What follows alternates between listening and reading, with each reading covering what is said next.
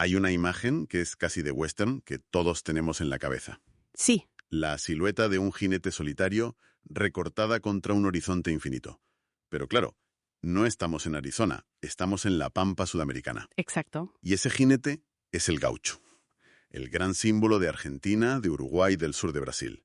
Hoy vamos a sumergirnos de lleno en esta figura legendaria. A fondo. Sí, a partir de un artículo muy completo que nos habéis hecho llegar, y la misión es bastante clara, ¿no? Ir más allá del mito romántico. Totalmente. Hay que desmontar esa postal. Eso es, descubrir quién era de verdad, rastrear sus orígenes y entender esa pirueta, monumental, de cómo un tipo que a menudo vivía al margen de la ley acaba siendo el ícono de una nación. Es que esa es la clave de todo. No hablamos solo de un personaje de folclore. Hablamos de una clase social que aparece en el siglo XVII. Y su historia es una paradoja brutal. ¿Sí? Vamos a ver cómo su imagen se transforma por completo. Pasa de ser un delincuente para las autoridades a ser el héroe inesperado de las guerras de independencia. Y de ahí a ser, embalsamado como mito nacional. Es un viaje alucinante. Pues vamos a ello. Y lo primero que me llama la atención, antes de meternos con el hombre, es la propia palabra. Es que es increíble que nadie sepa con certeza de dónde viene gaucho. Es un misterio total. El artículo dice que hay más de 50 teorías. 50. Y a cada cual más rocambolesca. Es un campo abonado para la especulación. Algunas buscaban el origen en Europa, lo cual ya te da una pista de la mentalidad de la época, ¿no? Claro. He leído que se intentó relacionar con la palabra inglesa gawky, que significa como torpe. O con la francesa gauche, que es tosco, zafio. Eso. O sea que de entrada ya se le colgaba una etiqueta bastante negativa. Pero parece que los tiros no iban por ahí, que la respuesta estaba en América. Exacto. La teoría que hoy tiene más peso es la del sociolingüista José Pedro Rona. Se conoce como la teoría de la frontera dialectal. La frontera dialectal. Sí, y es fascinante porque sitúa el origen del término en un lugar y un contexto muy concretos. La frontera lingüística entre el español y el portugués, en lo que hoy es Uruguay. Una tierra de nadie en aquella época, me imagino. ¿Y cómo se supone que nació ahí la palabra? Pues Rona propone una evolución en 3 pasos. A ver, el punto de partida sería un término despectivo de origen indígena, probablemente charrúa. Garrucho. ¿Y qué significaba? Algo así como indio viejo o persona despreciable. O sea que ya en su origen la palabra era un insulto. No era un término neutro para describir a un jinete. Para nada, era peyorativo desde el minuto 1. El segundo paso es un cambio fonético. A ver. Los hablantes de portugués de la zona, que no pronunciaban la doble R fuerte del español, la suavizaron. La convirtieron en una A aspirada como en el inglés. Ah. Así que de garrucho pasaron a decir gaucho. Y lo increíble es que de esto tenemos una prueba documental que es oro puro. Así. Sí, un naturalista francés, Augustin Saint-Hilaire, que viajaba por la región en 1820, anotó en su diario que a esos jinetes los portugueses llamaban garruchos o gauchos. Vaya. Lo dejó escrito sin saber que estaba documentando el eslabón perdido de la palabra. Qué bueno. Eso es una prueba de fuego.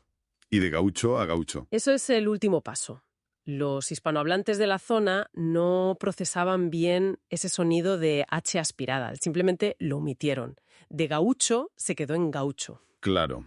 Lo bueno de esta teoría es que explica con una lógica aplastante la existencia de las dos formas, el gaucho con tilde en portugués y el gaucho español. Encaja todo. Vale. Entonces tenemos una palabra que nace casi como un insulto en una frontera difusa. Me pregunto cómo era la persona que llevaba ese nombre. ¿Quién era realmente el gaucho original, el de los siglos XVII y XVIII? Pues era en esencia un producto de su entorno, un jinete nómada, casi siempre mestizo, con sangre ibérica, indígena y a veces africana, que vivía de la caza del ganado salvaje. Las cimarronas, ¿no? Eso es, un ganado que se había multiplicado por millones en la pampa. Vivían de lo que daba la tierra, literalmente. Hay una cita en el artículo del historiador Richard Slatta que es muy reveladora. Sí, es buenísima. Dice que la gran abundancia natural de la pampa significaba que un jinete y cazador hábil podía vivir sin un empleo permanente. Vamos, que eran autosuficientes. Totalmente. Mataban una vaca, comían la carne, vendían el cuero y a otra cosa. Una libertad casi absoluta. Y ahí estaba el problema. Esa libertad chocaba de frente con la mentalidad de las autoridades coloniales españolas. Claro. Para la administración, estos tipos eran proscritos, ladrones de ganado y contrabandistas. Comerciaban con las pieles al margen de los impuestos, a menudo con los portugueses. O sea que la palabra gaucho era un insulto grave. Gravísimo. Félix de Azara, un funcionario español, escribió en 1790 que eran la hez del Río de la Plata y de Brasil. Lades. Vaya tela. Pero es una contradicción brutal. Por un lado, el Estado los ve como delincuentes y por otro, me imagino que no podía prescindir de ellos. ¿Cómo controlas un territorio tan inmenso sin gente que lo conozca así? Has dado en el clavo. Ahí está la gran hipocresía del sistema. Las habilidades de esos supuestos delincuentes eran tan valiosas que la propia administración española los reclutaba. ¿Los reclutaba para qué? Para su cuerpo de policía fronteriza, los blandengues. El caso más famoso es el del futuro héroe uruguayo José Gervasio Artigas, que empezó su carrera ahí. Es decir, poner al zorro a cuidar de las gallinas. Literalmente. Pero, oye, funcionaba. Y entonces llegan las guerras de independencia y todo salta por los aires.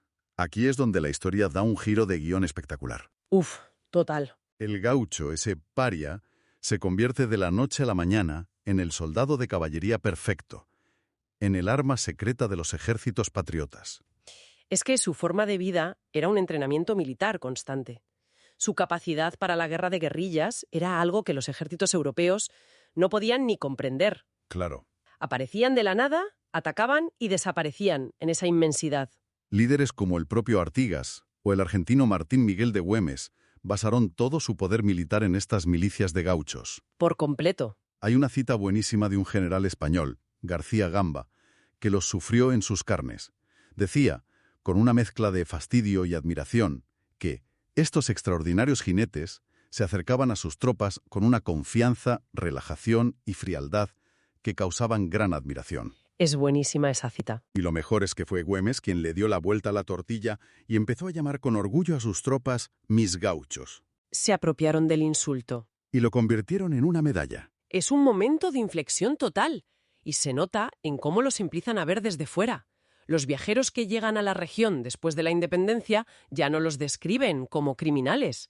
Charles Darwin, que estuvo allí en 1833, ofrece un retrato mucho más complejo. Me imagino que un científico como Darwin tendría una visión muy poco romántica, muy pegada a la realidad, ¿no? ¿Qué fue lo que observó? Exacto, nada de idealización. Por un lado, los describe como invariablemente serviciales, educados y hospitalarios. O sea, buena gente en el trato. Sí, pero por otro, no oculta su lado oscuro. Una violencia latente, la facilidad con la que se metían en peleas a cuchillo por nada, su pasión por el juego. Y también apunta a lo que él llama una extrema indolencia. Indolencia, pereza. Él lo atribuía a que la abundancia de comida y caballos, pues destruía toda industria. Es un retrato sin filtros, muy humano. Pero esa vida nómada, esa abundancia, tenía los días contados. El mundo estaba cambiando. ¿Qué fue lo que acabó con ellos? El artículo señala que el crecimiento de las grandes estancias ganaderas fue el principio del fin. Claro. El jinete errante que cazaba libremente pasó de ser útil a ser una molestia para los nuevos terratenientes. Se convirtió en un obstáculo para un nuevo modelo económico, un modelo basado en la propiedad privada de la tierra y del ganado.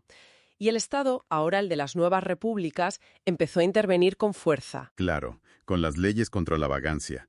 O tenías un papel que demostrara que trabajabas para alguien, o te consideraban un vago y te podían reclutar a la fuerza para el ejército. a las fronteras, a luchar contra los indígenas. Es una encerrona. Exacto. El poema épico argentino por excelencia, El Martín Fierro, de José Hernández, va precisamente de eso. De un gaucho al que le arrebatan su libertad, lo mandan a un fortín, deserta y se convierte en un fugitivo. Y a esa presión política y económica se sumaron dos golpes de gracia que fueron definitivos. El primero, la inmigración europea masiva. A partir de 1875, el gobierno argentino, con ideólogos como Sarmiento o Alberdi, promovió la llegada de millones de europeos. Para ellos, el gaucho era un bárbaro.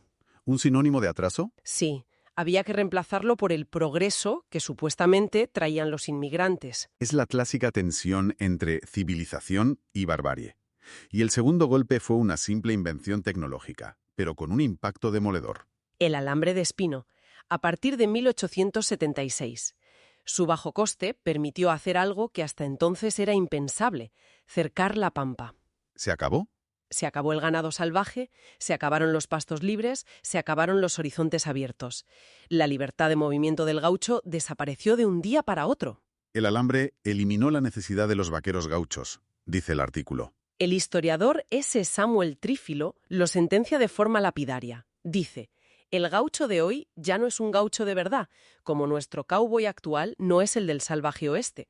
Ambos han desaparecido para siempre. Lo que me vuela la cabeza es lo que viene después. Si el gaucho real, el nómada, desaparece a finales del 19, ¿cómo demonios se convierte en el gran ícono nacional, sobre todo en Argentina?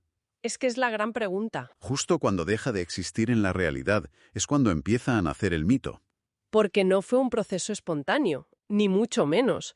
Fue una construcción cultural deliberada, una operación ideológica en toda regla.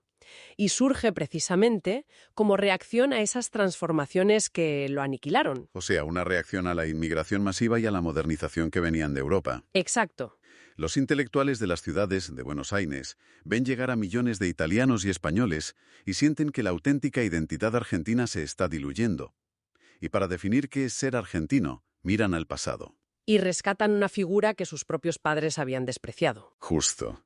Lo fascinante es cómo lo reinterpretan. Intelectuales como Leopoldo Lugones elevan el Martín Fierro a la categoría de épica nacional y se reinventa por completo al gaucho.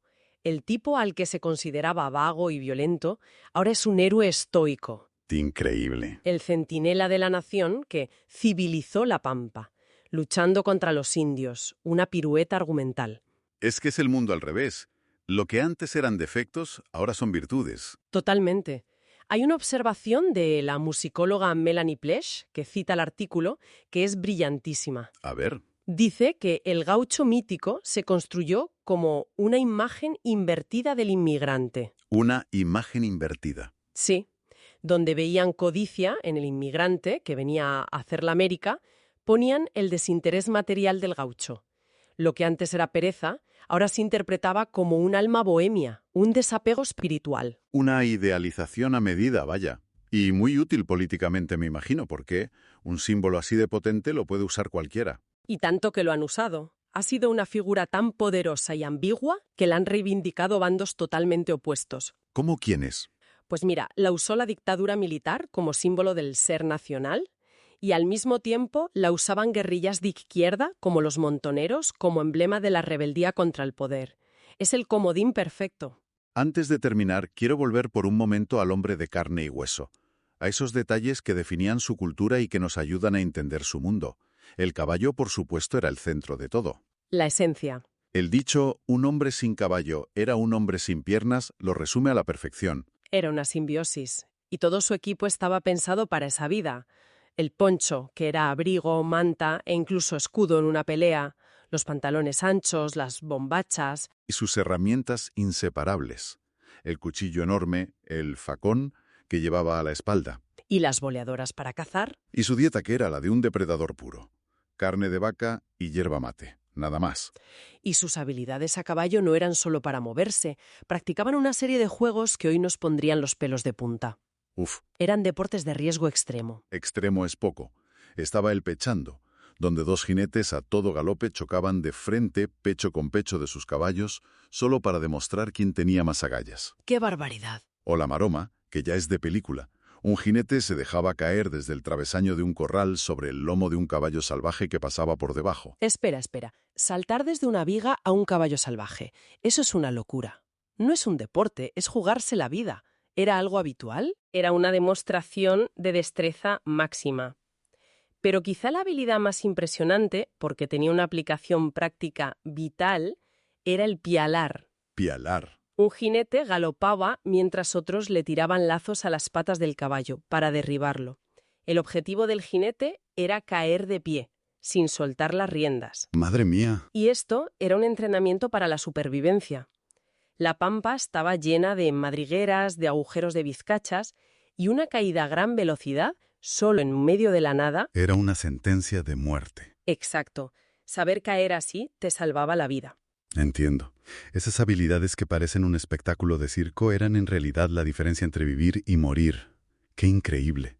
Eran destrezas que requerían un coraje y una técnica que lógicamente se han perdido, se fueron con el mundo que las hizo necesarias. Pues resumiendo el viaje, hemos pasado del origen incierto y despectivo de una palabra a la realidad compleja de una figura que fue paria, héroe y trabajador.